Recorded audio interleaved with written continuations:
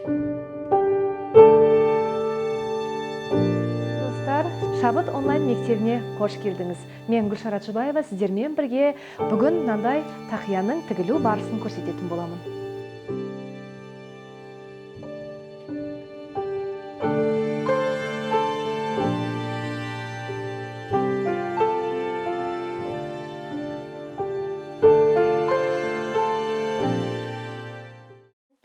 Қыздар, мінекей қазір тақияның пішілу барысын көрсететін боламыз. Өздеріңіз көріп тұрғандай, мынандай тақияны киетін адамның бас өлшемін алудан басталады. Бірінші, бастың шығып тұратын жерінен, міне артқы жағынан алдыңғы маңдайына дейін өлшейміз. Мысалға, бұл бастың өлшемі 57 размер, 57 сантиметр. Қазір өлшеп алған бас размеріміз, мысалға 57 размер болды. Оны біз 2-ге бөлеміз. Одан бізде 28-де 5 шығады. 5 шығады. Оны тағы да 3,14-ке бөлгенде 9,07 сантиметр шығады. Бізде мына формула және мына формула өзгермейді. Мына екеуін жаттап қалу керексіздер. Бізге керегі мынау басымыздың өлшемінің радиусы болып есептеледі. Бұл 9,7 болады. Мысалға 9 қылып кесеміз біз. Ерлердің бас киімін тіккен кезде, олардың бас киімінде мысалға 60 сантиметр болатын болса, 2-ге бөлеміз, 30 сантиметр шығады. Оны тағы да 3,14-ке бөлеміз. Сонда бізде 9,5 шығатын болады. Бұл жерде мынау біздің радиусымыз, мынау біздің формуламыз. Бұл формула ешқашан өзгермейді. Бұны жақсылап жаттап қалуымыз керек. Балалардың размерін алған кезде де, мысалға, олардың размері 50 сантиметрді бөлеміз, 2-ге 25 болады. Оны бөлеміз 3,14-ке. Сонда бізде шығады 7,9. Бұл радиусты ұмытпауымыз керек. Мысалға, біз бүгін мынаумен істейтін болсақ, әйелдер бас киімі 9 сантиметр, ортадан нүкте қойып, 9 сантиметр мына жеріміз. Бұнымен радиусымыз, есептеңіздер, радиус 9 сантиметрмен айналдырып аламыз. Оның шетіне 1 сантиметр тігіске қалдырамыз. Яғни, орысша айтқанда, бұл припускымыз болып есептеледі. Өздеріңіз көріп тұрсыздар. Және біздің тақиямыздың көтерілуіне, мына жерден 1 сантиметр, мына жағынан 1 сантиметр, плюс 1 сантиметр, плюс 1 сантиметр, екі жағына выточка дейміз ғой, тігілу несін қалдырамыз. Көтерілу жаңағы қалай айтсам, үлгісін қалдырамыз. Екінші, ерлердің бас киімін тіккенде бізде ерлердің бас киімі 9,5 радиуспен айналдырып аламыз. Одан кейін жаңағындай тігуге 1 сантиметр қалдырамыз. Және орысша айтқанда выточка, мына жерден 1 сантиметр тағы да қалдыратын боламыз. Бұл біздің көтерілу, тақияның көтерілетін жері. Осымен біздің формуламыз бітті. Қыздар, енді біз тақияның пішілу этапына келдік. Міне, бірінші, бағана айтқанымдай, мынау радиуспен айналдырып аламыз. Одан кейін 1 сантиметр қалдырамыз тігілуіне. Бұл жерде выточкасы қалады. Бұл жаңағы негізгі мата деп жазып қояйын мына жерге. Негізгі мата. Және астар. Міне, қыздар, енді түсіндіріп кетейін. Біз төбесін істеп алдық. Қазір мына жерінің размерін шығардық, өлшемін шығардық. Ал енді бізге мынау жаңағы жаны, бұл жанын біз 7 сантиметр қылып аламыз. Міне, 7 сантиметр биіктігіне, ұзындығын енді шексіз ала беріңізге болады. Енді көбірек алыңыздар. Мынау негізгі матадан негізгі матадан 3 сантиметр түсіреміз. Бұл тігіске припуск дейміз. 3 сантиметр төменге түсіреміз. Бұлай кесілетін болады.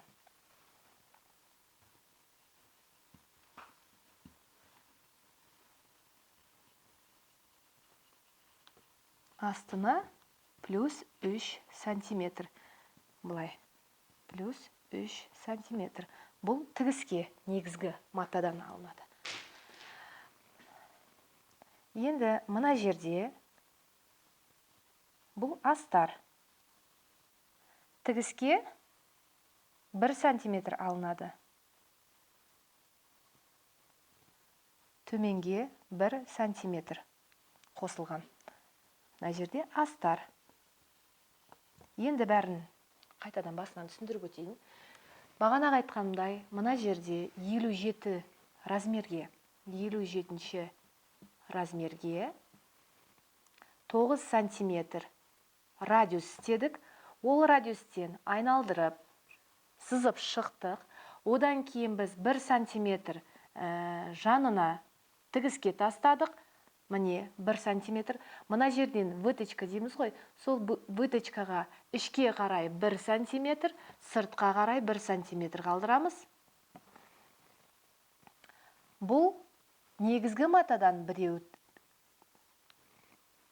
кесіледі, астардан біреу кесіледі. Екеуі бірдей.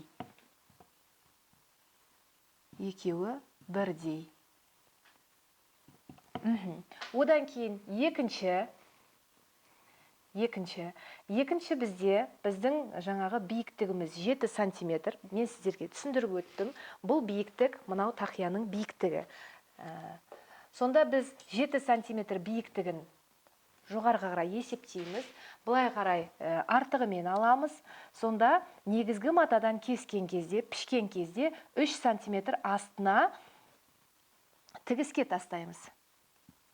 Тігіске астына, негізгі мата астына 3 сантиметр тігіске тастаймыз. Ал астардан 1 сантиметр тігіске тастаймыз. Тігіске астардан. Сонымен біздің тақияның пішілуі барысы осыдан құралады. Біз мына жерде тегістеп белгілеп аламыз.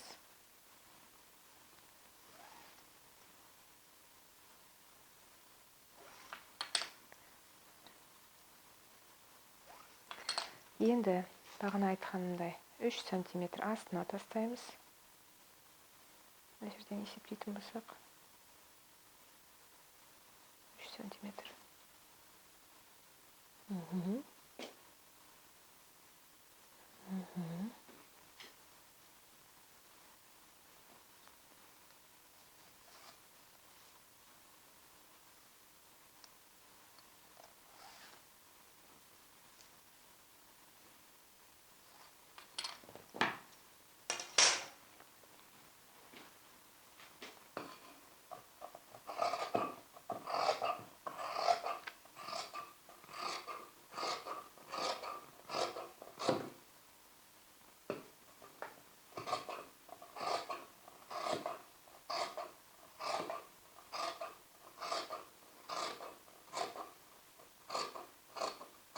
Сантиметр радиусы.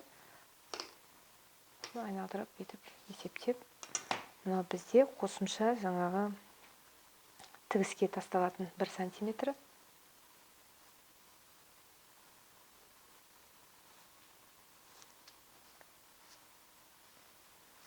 Сөйтіп өткізіп жүрмейсің бе?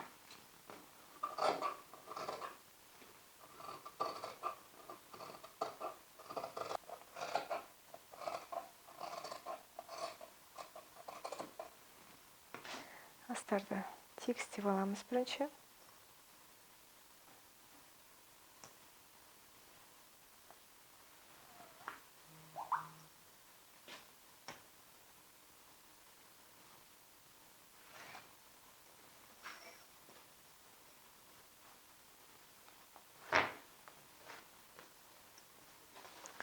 Астардың астынан 1 сантиметр қалдырамыз.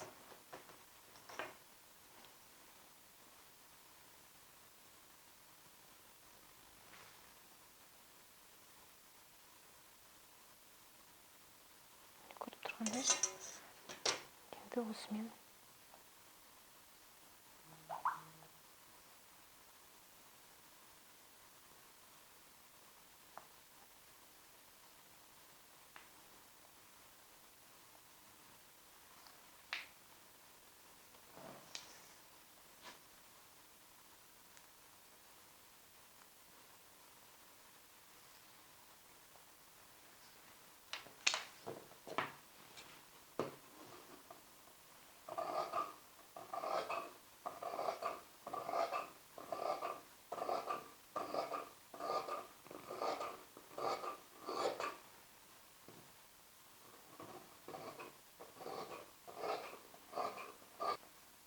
мына жерде бізде қайырлаған жері.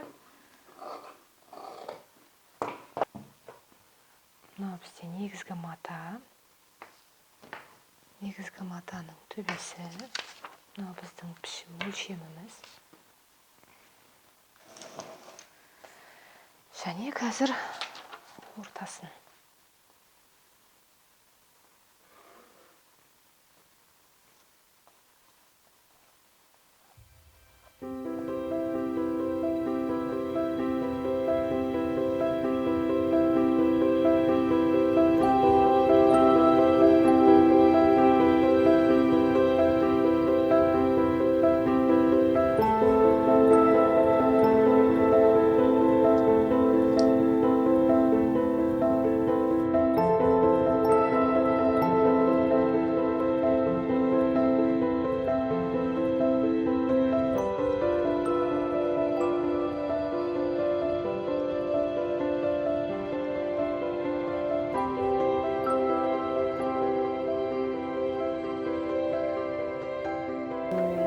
Түсінген болсаңыздар, пішімнің мына жерден мына жерге дейін радиусымыз 9 сантиметр.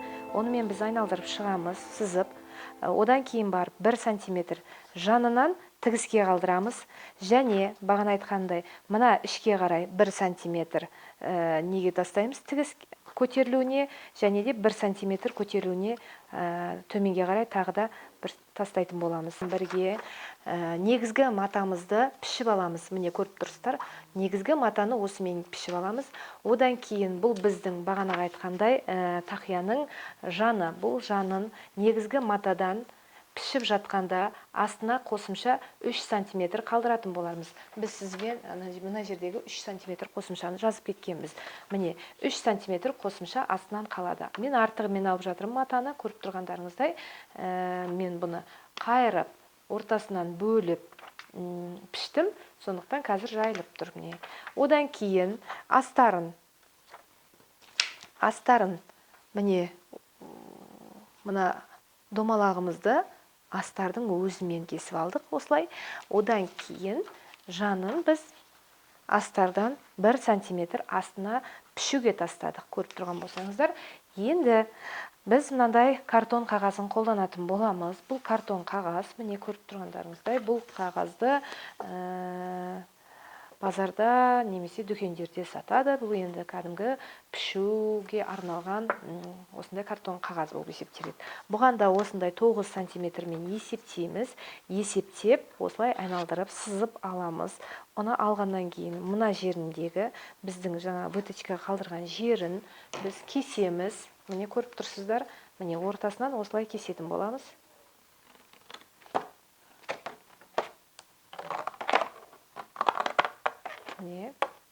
Кесеміз. Және біз бағанағында түсіндіріп кеттім ғой, мына жерден 1 сантиметр тігіске тастаған жерді айналдыра 1 сантиметрді белгілеп алдық қаламмен. Одан кейін мына жандарының бәрін көріп тұрғандай бүйтіп жаңағы 1 сантиметрге жеткізбей былай кесіп аламыз, айналдырып.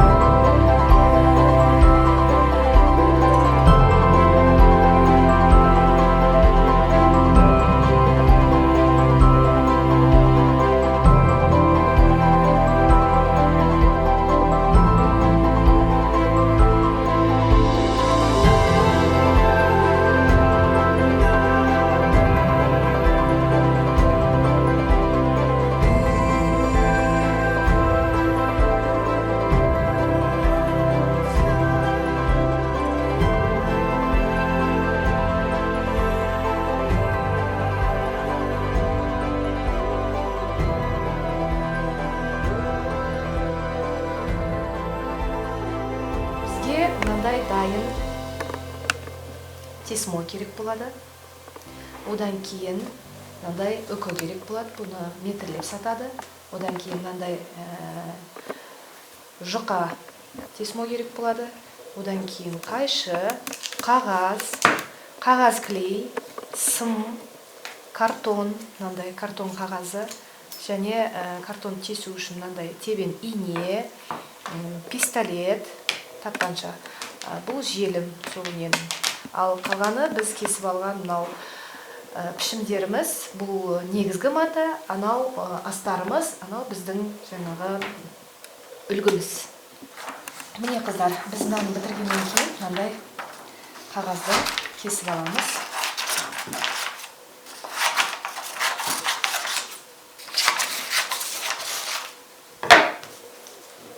Кесіп аламыз.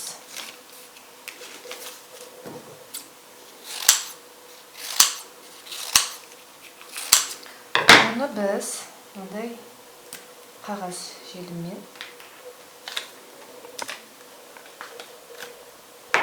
асықпай желімдеп шығамыз. Істегенде мынау сіздің бұрыштарыңызды жабу үшін, одан кейін жаңағы бір қалыпты жату үшін тігіс.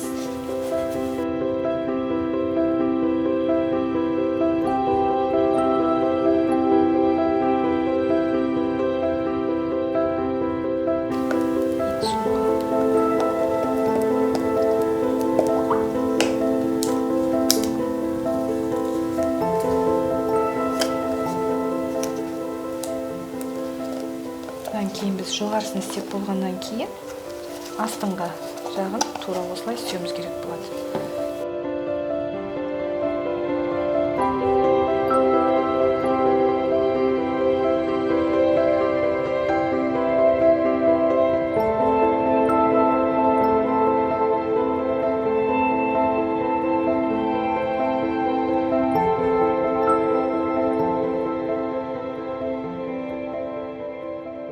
Біз тақияның үстіңгі жағын істедік, енді астыңғы жағын істеп жатырмыз. Соңғы қағазымызды жабыстырып жатырмын. Осылай аяқтаймыз. Бұл біздің тақиямыздың мына жері желініп кетпес үшін, желім көп қолданғаннан кейін кішкене болса да қатты тұруына көмектеседі. Міне қыздар, біздің бағанағы выточкамызды таңдап аламыз. Мысалға 1 сантиметр, 1 сантиметрді ортасынан алып, белгілеп, ортасынан белгілеп, бұлай қарай біз 1 сантиметр выточканы тігеміз. Бірінші жағынан да белгілеп алайық.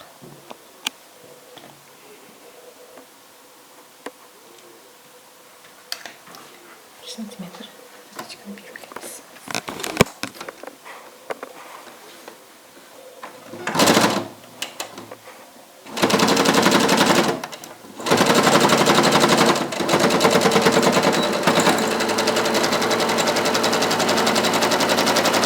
Тақияның жанын мына жерден тақияның жанын үстіне қойып 1 сантиметр қалдырып, содан айналдырып тігеміз.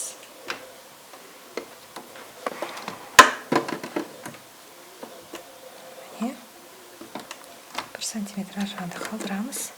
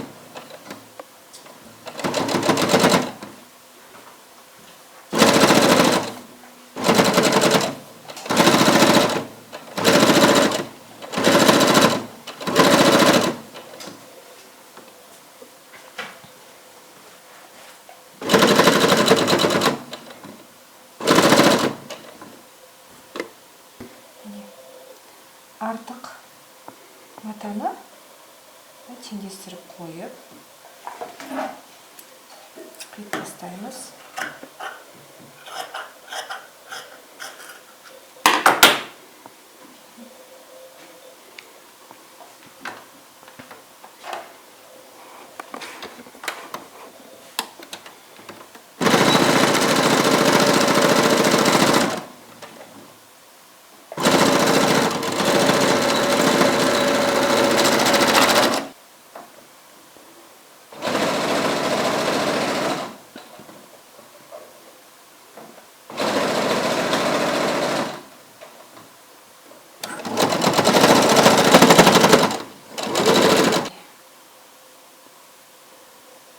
Тақияның формасы шығады. Бұны біз кигіземіз.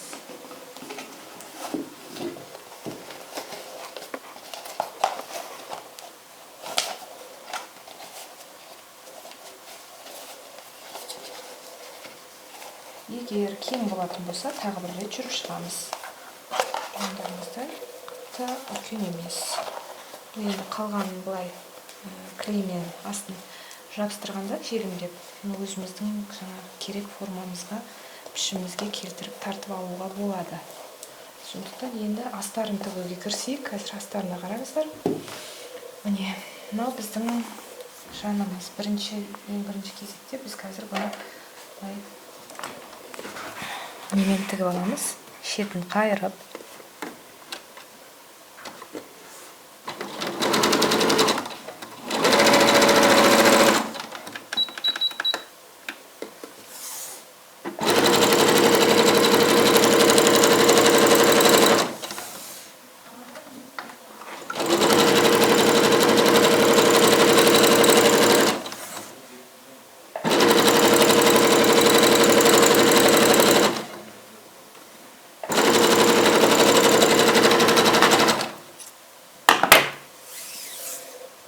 Қайырып тігіп аламыз.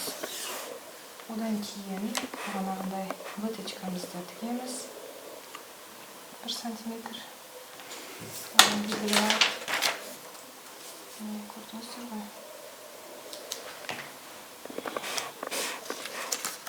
Ортасын былай есептеп тігіп аламыз. Міне.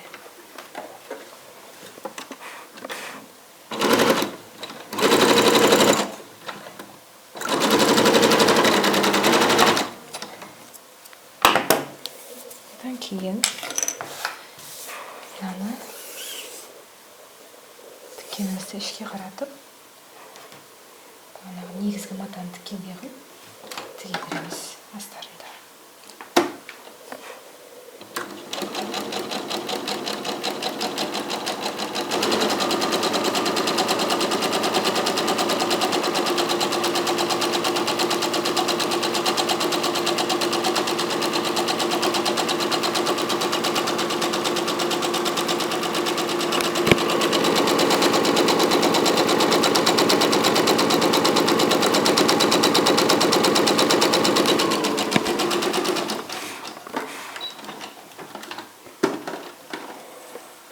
Матаны кесіп тастаймыз.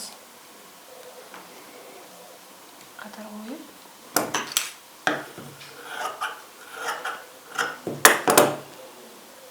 Жерін белгілеп.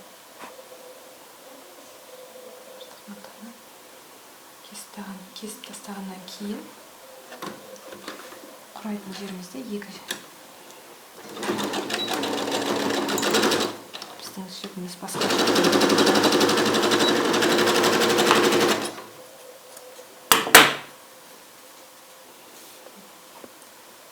Мына жерін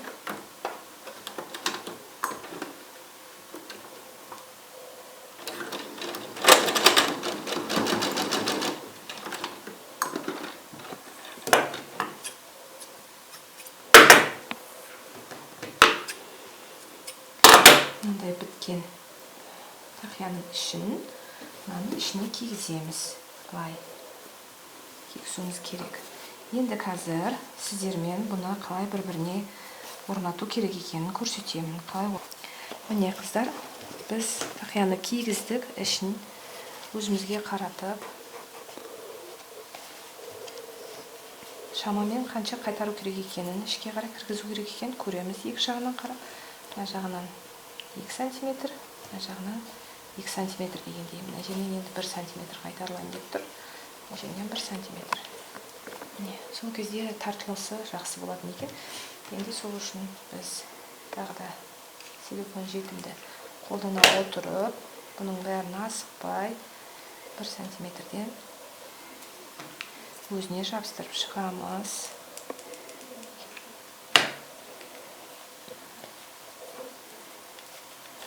Жақтан бірдей шығу үшін екінші жағынан да жабыстырып қойсақ болады.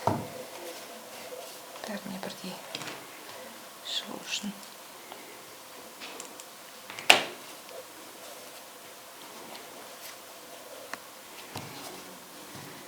Екі ортасын не? Қазір мына жердің бәріне айналдырып жабыстырып шығамыз.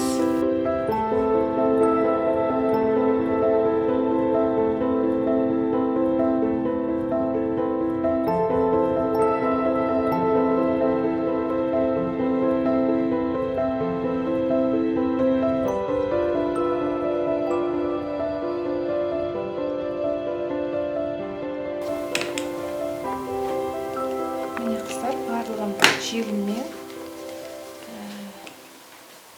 айналдырып, жабыстырып шығамыз. Ешқандай қиын ештеңесі жоқ. Міне осылай тартып, өз тігісі мындай шетінен тұру керек. Біздің қосылған жеріміз мына жерде, выточкамыз былай төменге түсіп тұр. Міне. Ал ендіше қазір бұл жерге енді үкіні орнатуды көрсетем. Біз енді мынандай сымды қолымызға алып, көріп тұрғандай, бұл сымды картонның қағаздың ортасын тесіп кіргіземіз.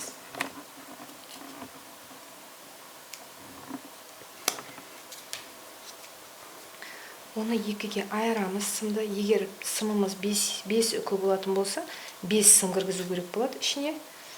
Осы жерден айырып, үкіні, сымды желімді көбірек салып, ыстық желімді бұның үстінен картонды ұстап тұру керек болады, ыстықтай. Шетін кесіп тастаймыз, бұрыш жерлерін айналдырып.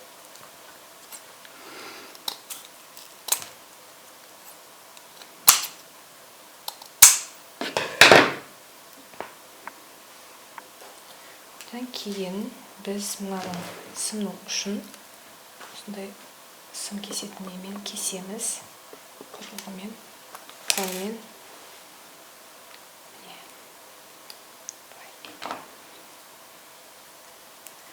Енді біз мына тақиямыздың ортасын тесіп, тебен инемен тағы ортасынан тесіп,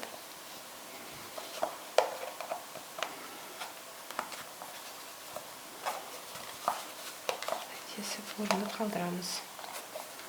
Үлкендеу қылып тесу үшін тескеннен кейін осыны тесіп кіргіземіз. Енді мынаның түбіне желімді тағы да көбейтіп, көріп тұрғандай құйып, артына итеріп ұстап тұрамыз.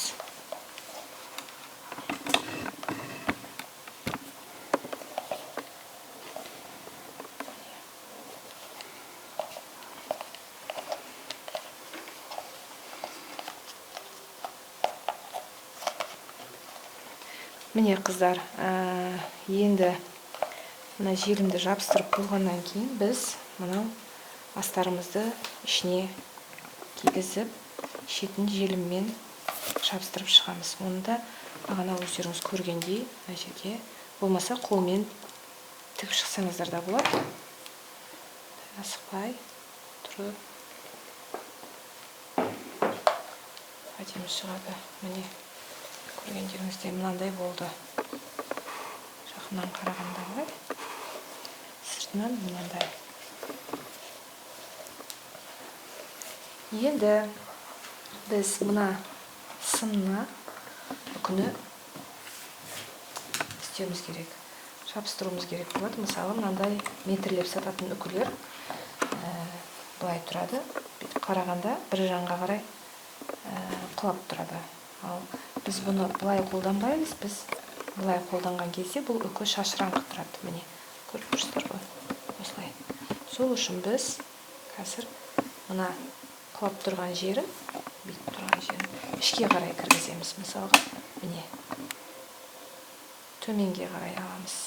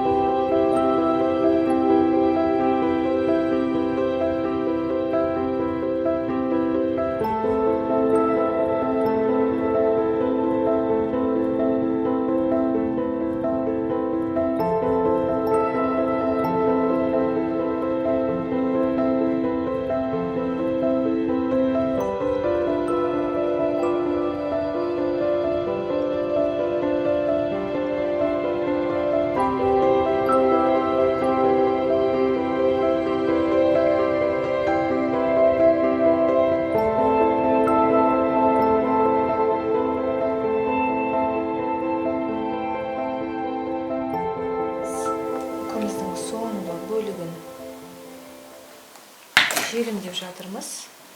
Енді өздеріңіз де байқағандай, мынаны желімді жабыстырғаннан кейін гүл сияқты былай жинаймыз астыңғы жағын. Сол кезде мынандай үкіміз шашыраңқы болып тұрады. Ыстық кезінде әбден былай өзімізге қалаған пішімге келтіріп алыңыздар. Өзіңізге қалаған пішімге басып, міне астыңғы жағын. Одан кейін біз мынандай жұқа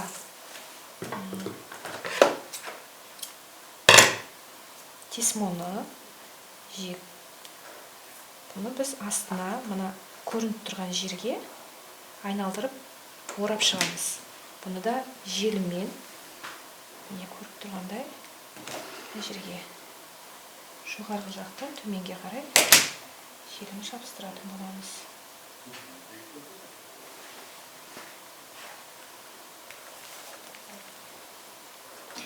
Бұл біздің үкіміздің қатты болып орналасуы үшін керек нәрсе. Сондықтан қыздар, бұл жерге енді көбірек мән беріңіздер. Мүмкіндік болса мына жерден байлап жүруге де болады.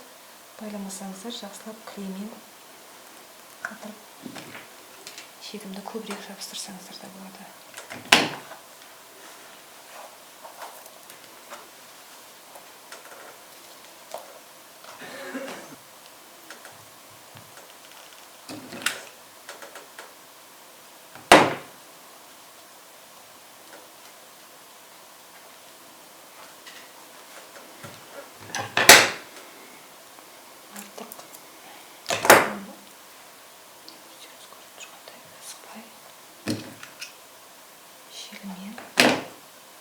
Жабыстырып тастаңыздар, кіргізіп, инемен. Желім қатты ыстық болғандықтан мен осында инемен жұмыс істеп жатырмын. Міне,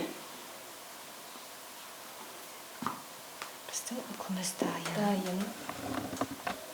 Үкіні, тесмоны жабыстырып шықсақ болады. Мынандай жиекке қоятын әдемі әрленген. Бұны қазір кесіп аламыз өлшеп.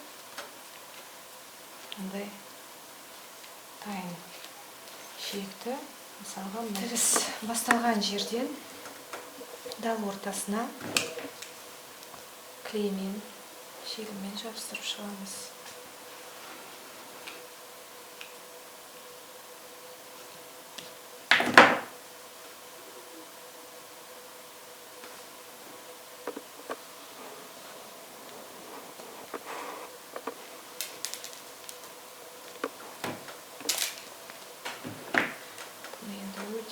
Мұқият бастырып шығу керек болады. Өйткені көрінетін болғаннан кейін желімнің, гүлдерінің бағыты бойынша желімді соған қарап ағызамыз. Өздеріңіз көргендей бір тегіс, асықпай, барлық жерін бірдей қылып